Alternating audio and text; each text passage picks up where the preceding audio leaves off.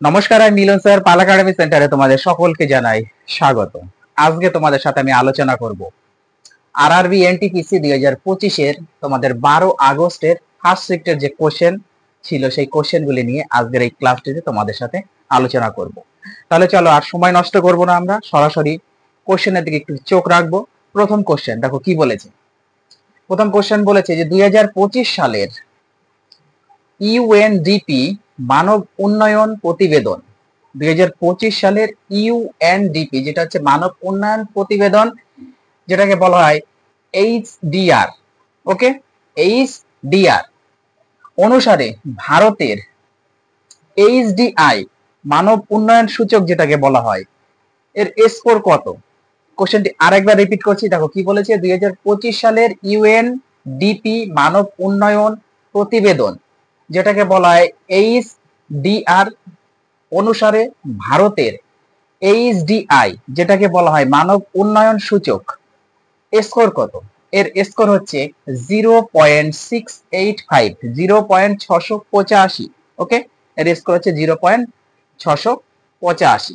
তারপরে কোশ্চেন দেখো, 2025 সালের আইফা 2025 সালের আইফা অ্যাওয়ার্ডসে কোন ছবিটি সেরা চলচ্চিত্রের পুরস্কার জিতেছে? দেখো খুবই ইম্পর্টেন্ট কোশ্চেনগুলি, এটা হচ্ছে অ্যাকচুয়ালি কারেন্ট অ্যাফেয়ার্স, ওকে। কারেন্ট অ্যাফেয়ার্স গুলো তোমাদের একটু দেখতে হবে, সবসময় একটু টাচে থাকতে হবে। 2025 সালের আইফা অ্যাওয়ার্ডসে কোন ছবিটি সেরা চলচ্চিত্রের পুরস্কার জিতেছে? সঠিক অ্যান্সার হচ্ছে লাপাতা লেডিস, ওকে, লাপাতা লেডিস। তারপরে কোশ্চেন দেখো, 2025 সালে কোন দেশ 12তম প্যারা অ্যাথলেটিক্স বিশ্ব চ্যাম্পিয়নশিপ আয়োজন করবে? এটাও কারেন্ট অ্যাফেয়ার্স থেকে দিয়েছে কিন্তু। 2025 সালে কোন দেশ 12তম প্যারা অ্যাথলেটিক্স বিশ্ব চ্যাম্পিয়নশিপ আয়োজন করবে? এই প্রশ্নের সঠিক অ্যান্সার তোমাদের ভারত, ওকে, কোন দেশ? ভারত করবে। তারপরে কোশ্চেন দেখো, স্বাধীনতার সময় কর্মক্ষম জনসংখ্যার আনুমানিক শতাংশ কত ছিল? কি বলেছে? স্বাধীনতার সময় কর্মক্ষম জনসংখ্যার আনুমানিক শতাংশ কত ছিল? সঠিক অ্যান্সার 75%, 75% বা 75% ছিল। তারপরে কোশ্চেন দেখো, কোনটি কম্পিউটারের পয়েন্টিং ডিভাইস? এখানে 4টে অপশন দিয়েছি, দেখো অপশনগুলি একটু আগে দেখে নিই আমরা। Option number 1 mouse, option number 2 CP, option number 3 keyboard, option number 4 monitor. তাহলে এই প্রশ্নের সঠিক অ্যান্সার কি হয়ে যাবে? দেখো কি বলেছে, কোনটি কম্পিউটারের পয়েন্টিং ডিভাইস, ওকে, এই প্রশ্নের সঠিক অ্যান্সার হয়ে যাবে মাউস, অর্থাৎ অপশন নাম্বার 1 হচ্ছে কারেক্ট অ্যান্সার। তারপরে কোশ্চেন, আবেগ কি? 4টে অপশন ছিল, তোমাদের 4টে অপশন ছিল, 4টে অপশনের মধ্যে সঠিক যে কারেক্ট অ্যান্সার সেই অ্যান্সারটা আমি লিখে রেখেছি যে আবেগ কি? আবেগ হলো সময়ের সাথে সাথে বস্তুর ভরবেগের পরিবর্তন। সময়ের সাথে সাথে বস্তুর ভরবেগের পরিবর্তনকে বলা হচ্ছে আবেগ। আশা করি তোমাদের এই কয়টি কোশ্চেন ক্লিয়ার। তারপরে কোশ্চেন দেখো কি বলেছে, পরে কোশ্চেন একটু চোখ রাখি। দেখো পরে কোশ্চেনে বলেছে যে কোন কোম্পানি বেসরকারি স্যাটেলাইট উৎক্ষেপণের সাথে সম্পর্কিত? দেখো কি বলেছে কোশ্চেনটি, বলেছে কোন কোম্পানি বেসরকারি স্যাটেলাইট উৎক্ষেপণের সাথে সম্পর্কিত? এই প্রশ্নের সঠিক উত্তর তোমাদের হবে এটি একটি ভারতীয় বেসরকারি মহাকাশ সংস্থা, ওকে, এটি একটি ভারতীয় বেসরকারি মহাকাশ সংস্থা, এটা হচ্ছে সঠিক অ্যান্সার এই প্রশ্নের। তারপরে কোশ্চেন, 1827 সালে গণিতে অ্যাম্পিয়ারের কোন বই প্রকাশিত হয়? 1827 সালে গণিতে অ্যাম্পিয়ারের কোন বই প্রকাশিত হয়? এই প্রশ্নের তোমাদের সঠিক অ্যান্সার হয়ে যাবে এশাই সুর লা ফিলোসফি ডেস সায়েন্স। বইয়ের নামটা যদিও একটু কঠিন, তবুও তোমাদের মনে রাখতে হবে এসাই সুর লা ফিলোসফি ডেস সায়েন্স। দেখো কোশ্চেনটি আরেকবার আমি রিপিট করি, কি বলেছে? 1827 সালে গণিতে অ্যাম্পিয়ারের কোন বই প্রকাশিত হয়?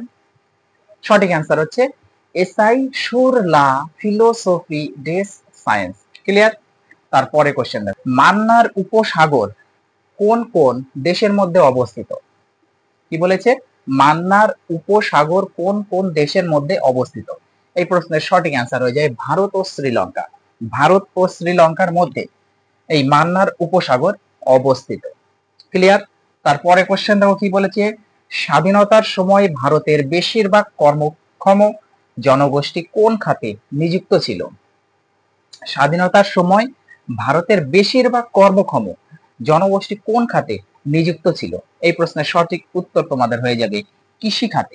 কৃষি খাতে নিযুক্ত ছিল। তারপরে কোশ্চেন, কোন আইনের অধীনে বাংলার গভর্নর জেনারেলকে ভারতের গভর্নর জেনারেল করা হয়েছিল? খুব ইম্পর্টেন্ট কোশ্চেনটি, দেখো আরেকবার রিপিট করছি, কোন আইনের অধীনে বাংলার গভর্নর জেনারেলকে ভারতের গভর্নর জেনারেল করা হয়েছিল? সঠিক অ্যান্সার হয়ে যাবে 1833 সালের চার্টার অ্যাক্টের অধীনে বা চার্টার আইনের অধীনে। 1833 সালের 1833 সালের চার্টার অ্যাক্ট বা চার্টার আইনের অধীনে করা হয়েছিল। তারপরে কোশ্চেন, 1991 সালে ভারতীয় রিজার্ভ ব্যাংক মানে RBI means RBI, reserve bank of India, okay, তাহলে 1991 সালে ভারতীয় আরবিআই কোন আর্থিক সরঞ্জাম প্রয়োগ করেছিলেন? কোন আর্থিক সরঞ্জাম প্রয়োগ করেছিলেন? এই প্রশ্নের সঠিক অ্যান্সার আবগারি সরঞ্জাম। আবগারি সরঞ্জাম হচ্ছে কারেক্ট অ্যান্সার। ওকে, তারপরে কোশ্চেন দেখো কি বলেছে, পরে কোশ্চেন একটু চোখ রাখো। দেখো পরে কোশ্চেনে বলেছে যে 1856 সালের আইন কোন সংস্থার সাথে সম্পর্কিত? 1856 সালের আইন কোন সংস্থার সাথে সম্পর্কিত? এই প্রশ্নের সঠিক অ্যান্সার তোমাদের হয়ে যাবে বিধবা পুনর্বিবাহ। বিধবা পুনর্বিবাহের সাথে এই 1856 সালের আইন সম্পর্কিত। ক্লিয়ার? তারপরে কোশ্চেন দেখো, ভারতীয় সংবিধানের 323 খ, ভারতীয় সংবিধানের 323 খ অনুচ্ছেদে কিসের সাথে সম্পর্কিত? মানে 323 খ এই অনুচ্ছেদ কিসের সাথে সম্পর্কিত আছে? সঠিক অ্যান্সার তোমাদের ট্রাইব্যুনাল গঠন। ট্রাইব্যুনাল গঠনের সাথে সম্পর্কিত। কোশ্চেনটি আরেকবার রিপিট করি, ভারতীয় সংবিধানের 323 খ অনুচ্ছেদ কিসের সাথে সম্পর্কিত? সঠিক অ্যান্সার তোমাদের ট্রাইব্যুনাল গঠনের সাথে সম্পর্কিত। ওকে, তারপরে কোশ্চেন, কোন দেশের সাথে ভারতের স্থল সীমা নেই? কোন দেশের সাথে ভারতের স্থল সীমা নেই? সঠিক অ্যান্সার শ্রীলঙ্কা। শ্রীলঙ্কার সাথে ভারতের স্থল সীমা নেই। তারপরে কোশ্চেন, ভারতীয় সংবিধানের 6 নং অনুচ্ছেদের অধীনে কোন দেশের নাগরিকদের ভারতীয় নাগরিকত্ব দেওয়া হয়েছিল? দেখো কোশ্চেনটি আরেকবার রিপিট করি, ভারতীয় সংবিধানের 6 নং অনুচ্ছেদের অধীনে, কত নং? 6 নং অনুচ্ছেদের অধীনে কোন দেশের নাগরিকদের ভারতীয় নাগরিকত্ব দেওয়া হয়েছিল? এই প্রশ্নের সঠিক অ্যান্সার তোমাদের হচ্ছে পাকিস্তান। পাকিস্তানকে দেওয়া হয়েছিল। তারপরে কোশ্চেন, জাতিসংঘের টেকসই উন্নয়ন লক্ষ্যমাত্রা যেটাকে বলা হয়েছে এসডিজি তে কটি লক্ষ্য রয়েছে? কি বলেছে কোশ্চেনটি? কোশ্চেনটি খুব ভালোভাবে দেখো, আরেকবার রিপিট করছি, জাতিসংঘের টেকসই উন্নয়ন লক্ষ্যমাত্রা এসডিজি তে কটি লক্ষ্য রয়েছে? এই প্রশ্নের সঠিক অ্যান্সার 17টি লক্ষ্য রয়েছে। ওকে, তারপরে কোশ্চেন, 2025 সালের আইআইএ থেকে ডিএআর পিজি, কি বলেছে? 2025 সালের আইআইএ ডিএআর পিজি সম্মেলনের প্রতিপাদ্য কি ছিল? এই প্রশ্নের সঠিক অ্যান্সার তোমাদের হয়ে যাবে পরবর্তী প্রজন্মের, দেখো পরবর্তী প্রজন্মের প্রশাসনিক সংস্কার, নাগরিকদের ক্ষমতায়ন এবং শেষ মাইল পর্যন্ত পৌঁছানো। আরেকবার রিপিট করি কোশ্চেনটি, 2025 সালের আইআইএ ডিএআর পিজি সম্মেলনের প্রতিপাদ্য কি ছিল? সঠিক অ্যান্সার পরবর্তী প্রজন্মের প্রশাসনিক সংস্কার, নাগরিকদের ক্ষমতায়ন এবং শেষ মাইল পর্যন্ত পৌঁছানো। ওকে, তারপরে কোশ্চেন দেখো কি বলেছে, পরে কোশ্চেন একটু চোখ রাখো। দেখো পরে কোশ্চেনে বলেছে যে কম্পিউটারে সময়, তারিখ এবং পটভূমি পরিবর্তন করতে কোন বিকল্প ব্যবহার করা হয়? দেখো কোশ্চেনটি আমি আরেকবার রিপিট করছি তোমাদের জন্য। কি বলেছে? কম্পিউটারে সময়, তারিখ এবং পটভূমি পরিবর্তন করতে কোন বিকল্প ব্যবহার করা হয়? এই প্রশ্নের সঠিক অ্যান্সার তোমাদের হয়ে যাবে কন্ট্রোল প্যানেলের সেটিংস। ওকে, কন্ট্রোল প্যানেলের সেটিংস ব্যবহার করা হয়ে থাকে। তারপরে কোশ্চেন দেখো কি, ভারত ও ব্রিটেনের মধ্যে বাণিজ্য চুক্তি কবে নাগাদ সম্পন্ন হয়েছিল? কি বলেছে? ভারত ও ব্রিটেন এর মধ্যে বাণিজ্য চুক্তি কবে নাগাদ সম্পন্ন হয়েছিল? এই প্রশ্নের সঠিক অ্যান্সার 24 জুলাই 2025 সালে। ক্লিয়ার? 24 জুলাই 2025 সালে। তারপরে কোশ্চেন দেখো, 1934 সালে বিজ্ঞানী হ্যারল্ড উইরে কোন কাজের জন্য রসায়নে নোবেল পুরস্কার পেয়েছিলেন? খুবই ইম্পর্টেন্ট কোশ্চেনটি।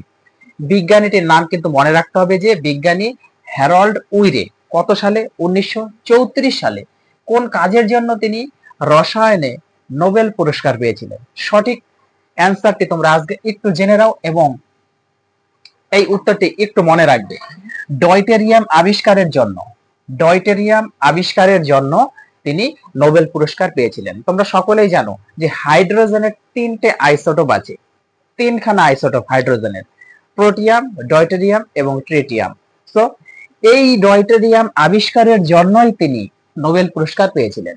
এই ডয়টেরিয়াম হচ্ছে হাইড্রোজেনের একটি আইসোটোপ। ওকে, আমি একটু ব্র্যাকেটে লিখেও রেখেছি যে এইচ মিন্স হচ্ছে হাইড্রোজেন। ওকে, হাইড্রোজেনের একটি আইসোটোপ। চলো তারপরে কোশ্চেন, পান্ড ও চেরদের প্রশাসনিক ইউনিটের মধ্যে কি মিল ছিল? তাও কি বলেছে?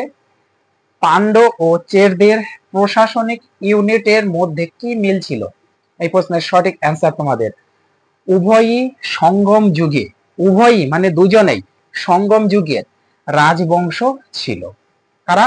এই পান্ড ও চেরেরা সঙ্গম যুগের রাজবংশ ছিল, আর এইটাই হচ্ছে তাদের মধ্যে মিল ছিল। ওকে, তারপরে কোশ্চেন কি বলেছে? একটি কম্পিউটারে ডিসপ্লেতে বিজ্ঞপ্তিটি কোথায় প্রদর্শিত হয়? আশা করি এই প্রশ্নের উত্তর তোমরা সকলেই জানো। একটি কম্পিউটারে ডিসপ্লেতে বিজ্ঞপ্তিটি কোথায় প্রদর্শিত হয়? সকলেই জানো যে উইন্ডোজে প্রদর্শিত হবে। ওকে, সঠিক অ্যান্সার হচ্ছে উইন্ডোজ। তারপরে কোশ্চেন, কীর্তি প্রকল্প কখন শুরু হয়েছিল?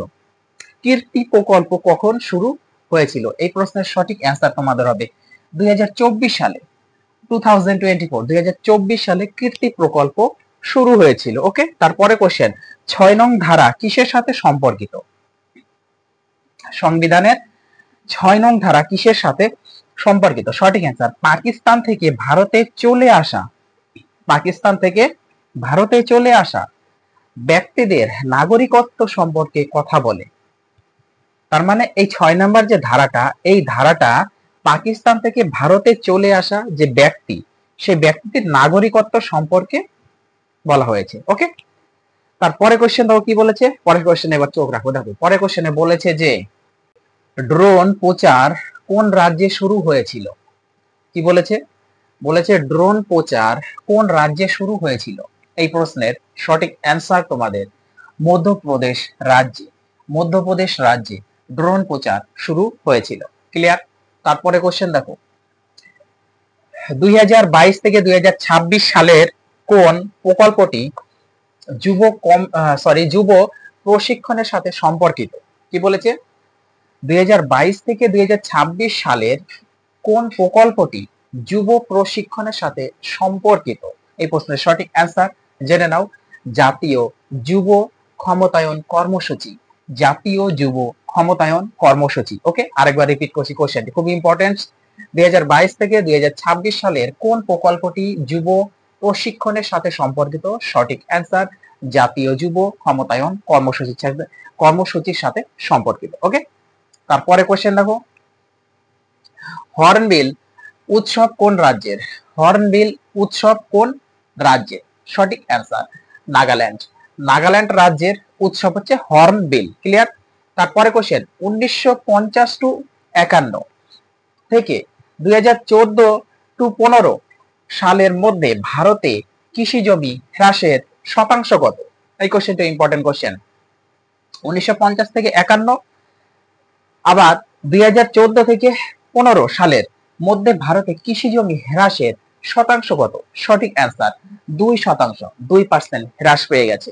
ওকে, তারপরে কোশ্চেন দেখো, 5 নভেম্বর 2025-এ কোন উৎসব পালিত হবে? 5 নভেম্বর 2025 অর্থাৎ এই বছরের 2025 সালের 5 নভেম্বরে কোন উৎসব পালিত হবে? একটু জেনে নাও। সঠিক অ্যান্সার হচ্ছে কার্তিক পূর্ণিমা এবং দেব দীপাবলি। ওকে, কার্তিক পূর্ণিমা এবং দেব দীপাবলি। তারপরে কোশ্চেন দেখো কি বলেছে, স্বাধীনতার পর দেশীয় রাজ্যগুলিকে ভারতীয় ইউনিয়নে একীভূত করার জন্য কে দায়ী ছিলেন? আরেকবার রিপিট করছি, স্বাধীনতার পর দেশীয় রাজ্যগুলিকে ভারতীয় ইউনিয়নে একীভূত করার জন্য কে দায়ী ছিলেন? এই প্রশ্নের সঠিক অ্যান্সার সর্দার বল্লভভাই প্যাটেল। সর্দার বল্লভভাই প্যাটেল দায়ী ছিলেন। ওকে, তারপরে কোশ্চেন, এসডিজি এর সংখ্যা মোট কত? এসডিজি এর সংখ্যা মোট কত? সঠিক অ্যান্সার 17টি ধারাবাহিক।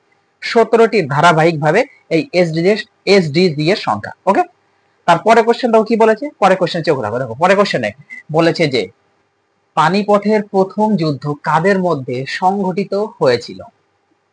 দেখো কোশ্চেনটি কি বলেছে, বলেছে পানিপথের প্রথম যুদ্ধ কাদের মধ্যে সংঘটিত হয়েছিল? সঠিক অ্যান্সার বাবর ও ইব্রাহিম লোদির মধ্যে। বাবর ও ইব্রাহিম লোদির মধ্যে পানিপথের প্রথম যুদ্ধ সংঘটিত হয়েছিল। ক্লিয়ার? তারপরে কোশ্চেন দেখো কি বলেছে, পুতুল নাচ কোন রাজ্যের? পুতুল নাচ কোন রাজ্যের? সঠিক অ্যান্সার রাজস্থান। ওকে, রাজস্থান। তাহলে পুতুল নাচ কোন রাজ্যের? রাজস্থানের। তারপরে কোশ্চেন দেখো কি বলেছে, 243 বি ধারা কিসের সাথে সম্পর্কিত? 243 বি ধারা কিসের সাথে সম্পর্কিত? সঠিক অ্যান্সার পঞ্চায়েত সংবিধান। পঞ্চায়েতি রাজ বা পঞ্চায়েত সংবিধানের সাথে 243 বি ধারাটি সম্পর্কিত। ক্লিয়ার? তারপরে কোশ্চেন, আইফা পুরস্কার 2025 এর সেরা চলচ্চিত্র কি? আইফা পুরস্কার 2025 এর সেরা চলচ্চিত্র কি? সঠিক অ্যান্সার নিখোঁজ মহিলা। নিখোঁজ মহিলা। ওকে, তারপরে কোশ্চেন, ভারত কাদের সাথে স্থল সীমানা ভাগ করে না? ভারত কাদের সাথে স্থল সীমানা ভাগ করে না? সঠিক অ্যান্সার শ্রীলঙ্কা। শ্রীলঙ্কার সাথে ভারত স্থল সীমানা ভাগ করে না। ওকে, আজকে তোমাদের শেষ প্রশ্ন দেখো কি বলেছে, ভারতের বাইরে বসবাসকারী এনআরআই, ভারতের বাইরে বসবাসকারী এনআরআই নাগরিকরা কোন অনুচ্ছেদের অধীনে তারা ভারতীয় নাগরিকত্ব পান? দেখো কোশ্চেনটি আরেকবার রিপিট করছি, ভারতের বাইরে বসবাসকারী এনআরআই নাগরিকরা কোন অনুচ্ছেদের অধীনে তারা ভারতীয় নাগরিকত্ব পান? এই প্রশ্নের সঠিক অ্যান্সার তোমাদের অপশন, এখানে অপশন অ্যাকচুয়ালি নেই, 5-1 ক হতে পারে অথবা ধারা 3 হতে পারে। তো তোমাদের অপশনে যেটা দিবে সেটাই কারেক্ট। হ্যাঁ, অনেক সময় তোমাদের 5-1 ক থাকতে পারে, আবার ধারা 3 থাকতে পারে। তো তোমরা দুটোই মনে রাখবে, 5-1 ক অথবা ধারা 3 নাম্বারে এটা করা আছে। ওকে, তাহলে এই ছিল তোমাদের 12ই আগস্টের ফার্স্ট শিফটের যে কোশ্চেনগুলি, সেই কোশ্চেনগুলি আমি অ্যানালাইসিস করে দিলাম বাংলাতে। তো তোমরা এই কোশ্চেনগুলো একটু রিভাইজ দাও, গুরুত্ব দিয়ে একটু পড়ো। আমি আবার আসবো পরবর্তী পার্ট নিয়ে। তাহলে আজকের মতো এখানেই শেষ করছি।